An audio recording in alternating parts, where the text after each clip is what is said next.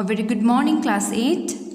In last class I have taught you two types of chemical reaction, okay, combination and decomposition reaction. So before proceeding towards the remaining chemical reaction, okay, I will teach you first reactivity series. Okay, so reactivity series is here the metals are arranged in this order, like the highly reactive are placed at the top and the least reactive are placed at the bottom. So to learn this, okay, here is a trick. Okay, it's very simple. So see, this is potassium, sodium, calcium, magnesium. How will you learn it? Okay, so to learn this you have to learn this sentence. Okay, learn this one. Please stop calling me a careless zebra. Instead, try learning how copper shapes gold.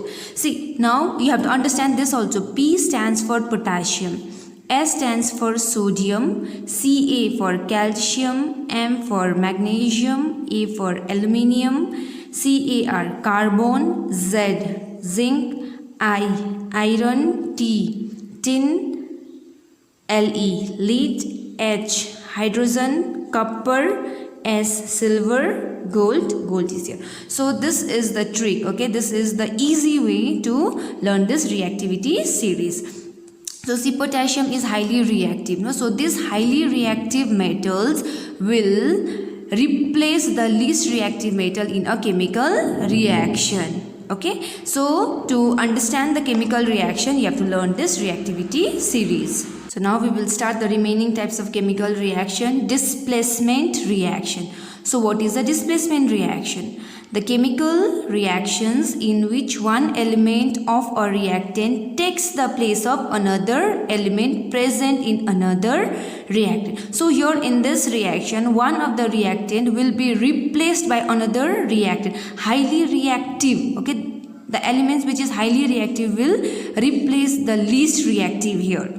So here is a general form, okay, Al plus X. So here X is highly reactive, so X will replace L here, okay, so Ax plus L. So this type of reaction is called a displacement reaction, and this type of reaction is common in metal.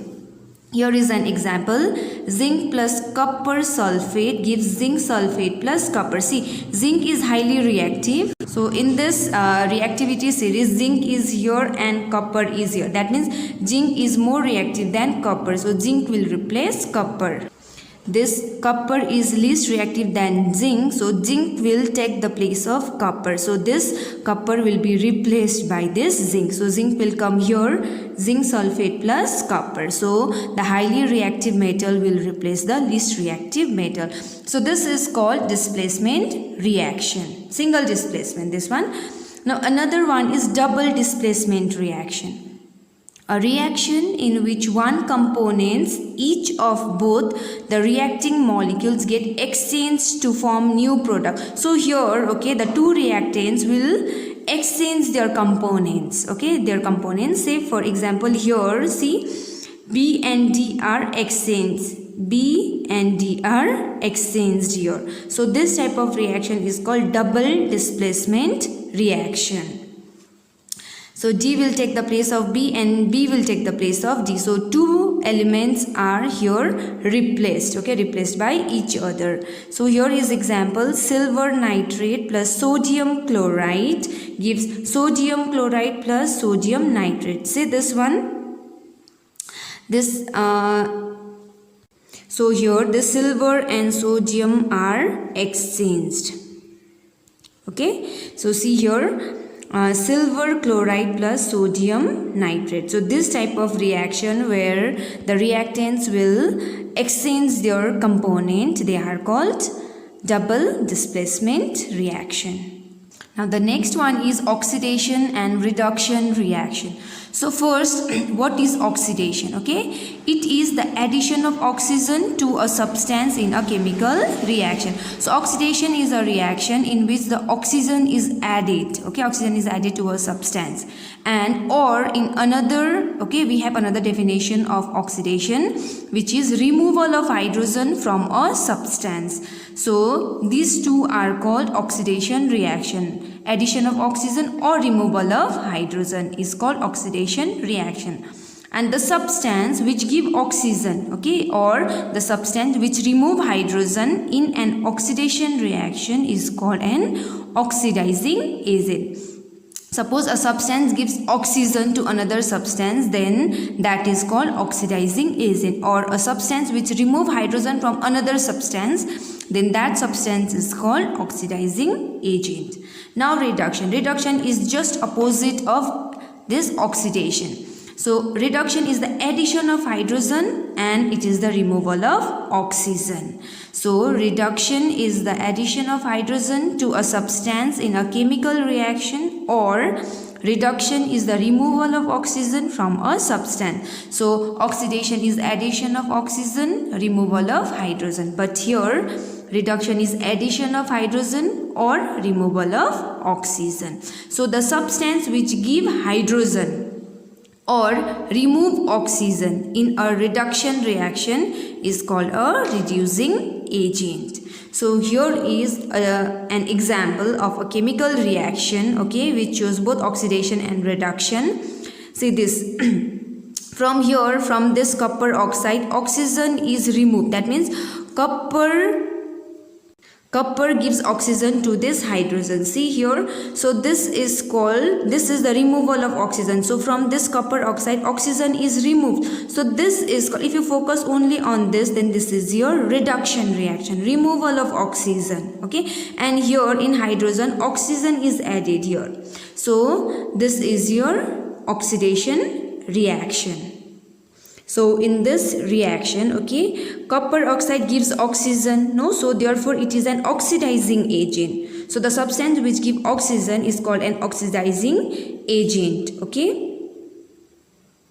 But hydrogen, no, hydrogen takes oxygen, so it is a reducing agent. See here, since copper is an oxidizing agent, but it has reduced, no, its oxygen is removed from here. It gives oxygen to hydrogen. So though it is an oxidizing agent, but it is reduced. And hydrogen is a reducing agent, but it is oxidized here. Here the oxygen is added. Okay, so hydrogen has undergone oxidation reaction, but this is a reducing agent. Now another one is redox reaction. Re is for reduction, Redox for oxidation. So this is a reaction, okay, in which reduction and oxidation takes place simultaneously. At the same time, if oxidation and reduction takes place, then that type of reaction is called redox reaction. Okay.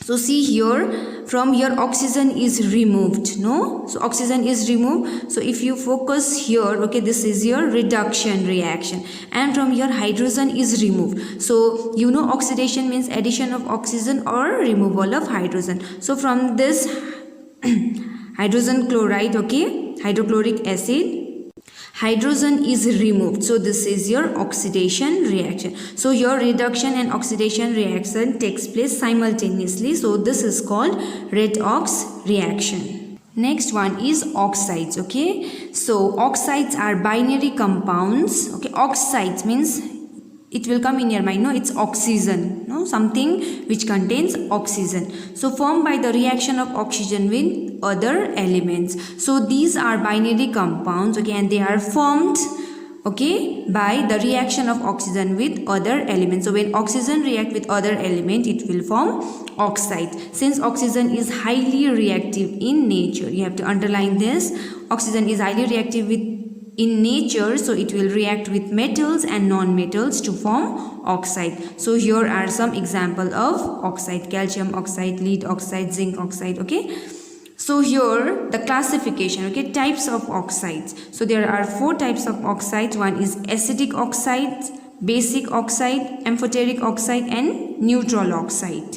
Now acidic oxides. What is acidic oxides? So when non-metals react with oxygen to form acidic compound of oxide. So when oxygen react with non-metal, the product will be acidic compound of oxide. But when the same non-metals, okay, when they react with water, they will produce acid. Say for example, sulfur dioxide plus water will form sulfurous acid, and carbon dioxide plus water will form carbonic acid. Sulfur trioxide plus water will form sulfuric acid. So when the non-metals react with the water, they will form acid. And here it is given, no, when non-metals react with oxygen, they will form acidic compounds of oxides, and those oxides are called acid anhydrides. Example, sulfur dioxide is sulfurous anhydrides, sulfur trioxide is sulfuric anhydrides. So but when these oxides, the oxide which is formed, okay, when they combine with base, they will always form salt. See here an example, this is base, okay, sodium hydroxide. So when this sulfur dioxide react with sodium hydroxide, it will form sodium sulfide plus water. Similarly, sulfur trioxide, when it react with sodium hydroxide, it will form sodium sulfate. This is sodium sulfate, and you know this is water. Okay, so these are the reaction. Now another one is basic oxides. So basic oxides, when metals react with oxygen to give basic compounds of oxygen. So here see, non-metals react with oxygen to form acidic compounds of acid, but here in basic oxides, metal will react with oxygen to form basic compounds of oxygen, and when they react with water, they will form hydroxide. Here it was different. When they react with water, they produces acid, but here they will produce hydroxide. This calcium, magnesium, sodium, these all are metals. Now when they react with this oxygen, they will form oxides here, okay, calcium oxide. And here it is given, no, when those oxides react with water, they will produce hydroxide. So here when calcium oxide react with water, it will form calcium hydroxide. Similarly, here magnesium hydroxide, and here sodium hydroxide. And these metallic oxides are called basic anhydrides. Okay, and basic anhydrides, when they react with acid, they will form salt. These are acid, hydrochloric acid, sulfuric acid. So when these oxides, when they react with acid, they will form salt. Okay, MgCl2 plus water. So here these are salts. So when these oxides react with acid, they will form salt. Now the next one is amphoteric oxide. Amphoteric means those metallic oxides which shows both basic as well as acidic property, which will show basic property also, which will show acidic property also. When they react with acid, they produce salt and water, and showing the basic property. And when they react with alkali, they form salt and water, showing acidic property. So these are metallic oxides which shows acidic as basic properties. Okay, so here are example.